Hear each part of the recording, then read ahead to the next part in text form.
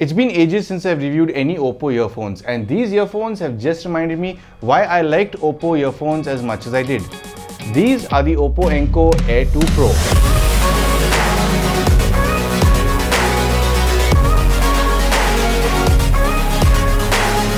Hi guys and welcome back. It seems as if OPPO has given Realme a run for their money when it comes to these earphones and the Buds Air 3 because these are absolutely packed with a whole lot of features. There are a few things that I do prefer over the Buds Air 3, but before I start comparing the two, let's get into the details of these earphones and see if they can stand up by themselves.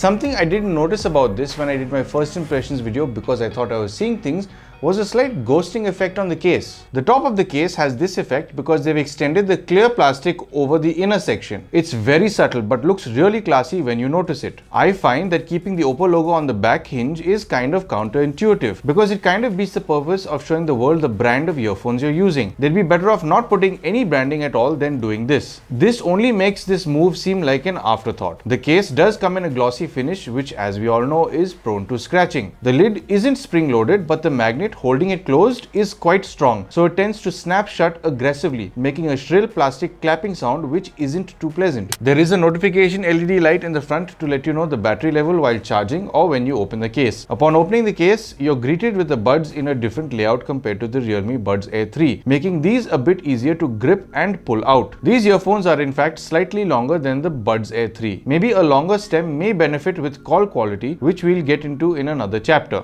The earphones have a glossy finish with a small matte finish strip on the upper end to mark where the touch area is located. Each earphone has a very neat cutout for which side they belong to. Not everyone will appreciate this, but considering how finely it's been done, I really like that they've done this. These ear tips I find very interesting because every other set of earphones just have a hollow tip. These seem to have a slight meshing, which I presume is to block earwax from entering the grill in the earphone. This is a good long-term feature to have to avoid your earphones getting blocked with body candle material. On an ingress level, these have an IP rating of IP54, making them dust and water resistant.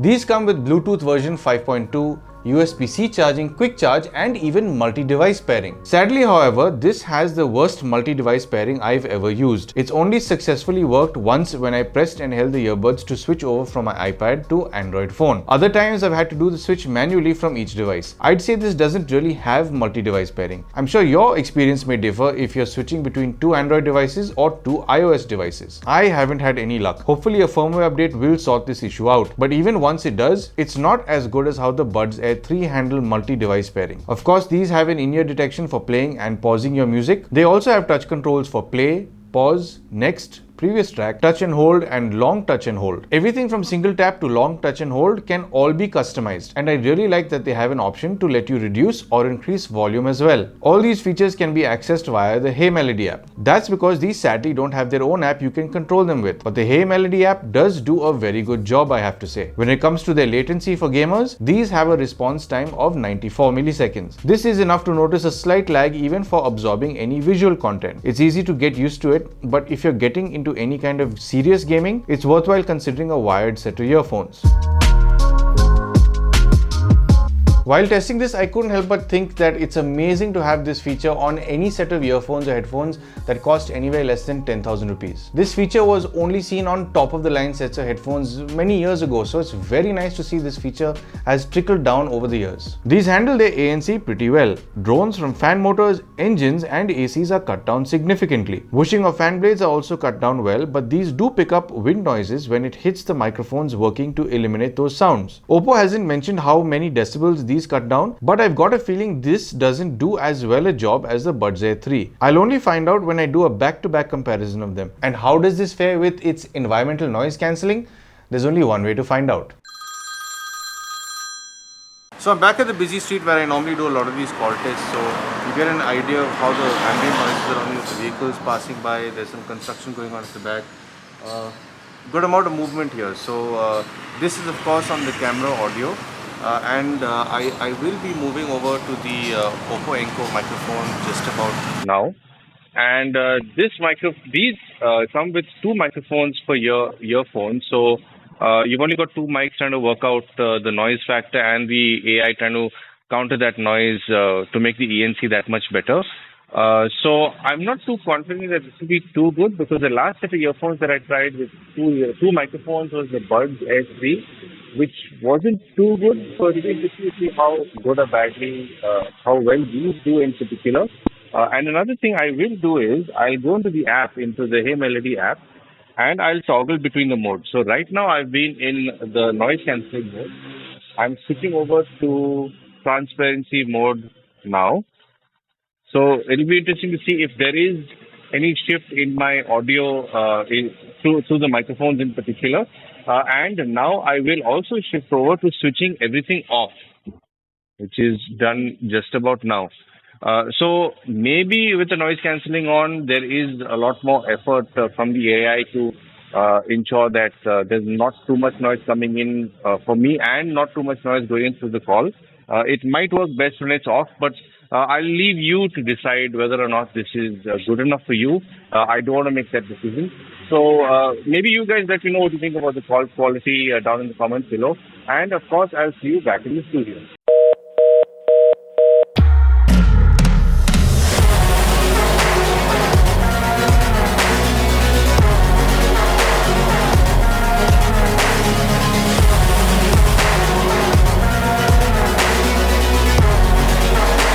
These support SBC and AAC codecs, and they also come with a 12.4 mm dynamic driver. On a volume front, I'm beginning to think that earphones in this price bracket don't amp too well. These sound very similar to the Buds Air 3 when it comes to how they amp. I would have liked a little more kick from these. 50% volume works well enough, but I found myself pushing these to around 65 to 70% to enjoy them a bit better. Certain frequencies come out better at a higher volume. These handle low volumes well enough, but there is a slight loss of bass and mids there. Sound staging on these is very similar to any other sort of TWS earphone. The audio exists within a bubble in your head and the phantom channel stays true to the middle. Separation for left and right channel is good for what these are. Imaging is surprisingly clean and well defined. Now I don't know if these are any better or at par with the Buds Air 3 just yet. I have yet to compare the two. But if you're into listening to a whole bunch of nuances in your audio, it's fairly simple to do with these earphones. High frequencies aren't as tight and defined as I'd like, but they do a good job pushing through. It comes at you in a confident manner, yet stays far away from being aggressive. This frequency isn't going to cause any fatigue over longer listening sessions. Listening to Billy Joel's 2000 Years, there are soft cymbal hits right through this beautiful track, and at no point does it seem imposing, rather makes listening to this song quite enjoyable. The mid frequencies on these are tuned a lot like a whole lot of other TWS earphones in the market right now, and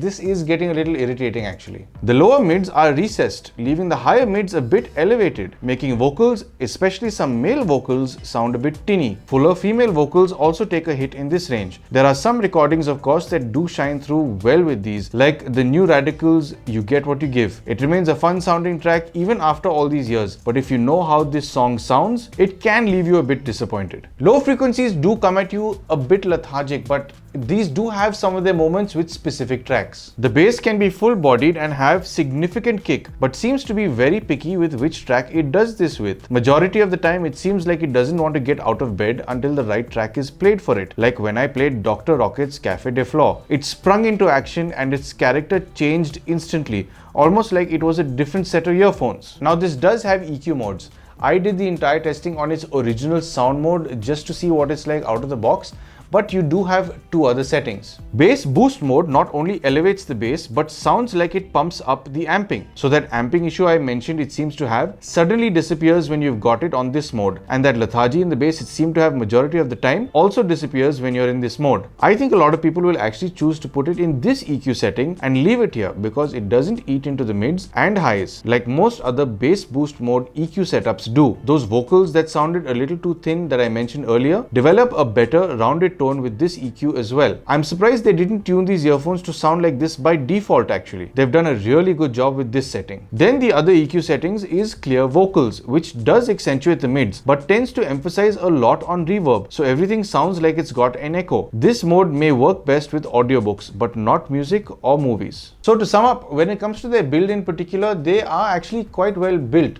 I think the overall build quality for all earphones that are available in the market today have sort of leveled out. So whether you're getting a set that's maybe 3,500 or even 7 or 8,000, they're pretty much the same now. Of course, these will scratch up over time. I'm sure during my long-term reviews, I will show you footage of the scratches that this would have developed by then.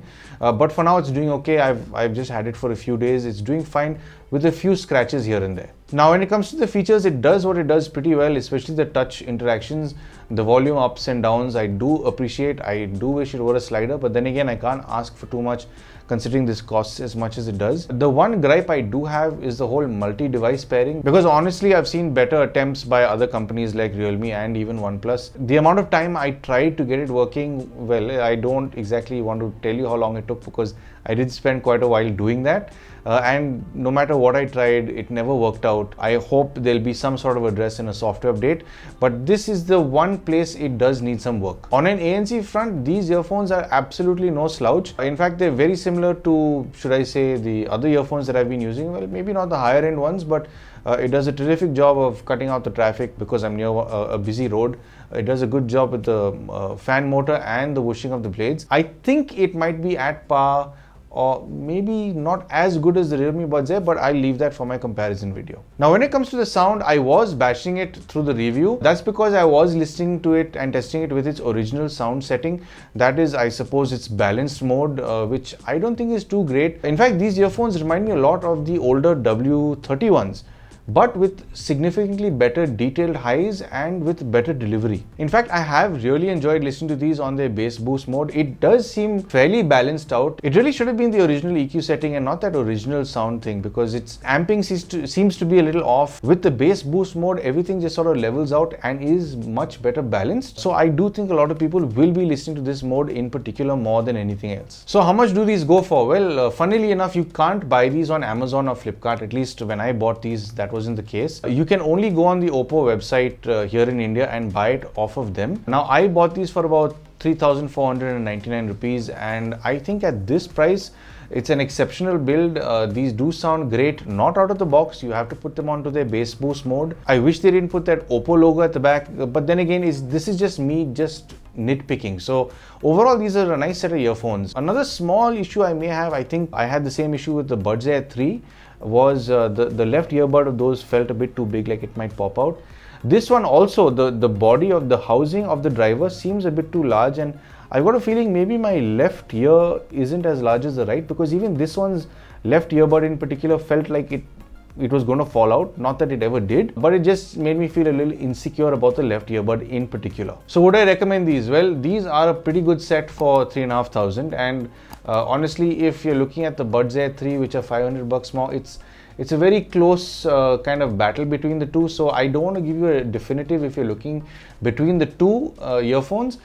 Then again, if you are an OPPO loyalist, if you've been using W31s in the past or W11s and you're looking for an upgrade within OPPO, I'd say these are definitely a significant upgrade to those earphones, especially considering those didn't have ANC.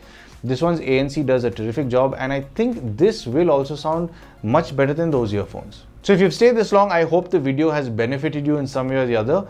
And if you would like to support my channel, I'm sure you know exactly how to do that. And of course, thank you for tuning to Paul's POV for some sound advice.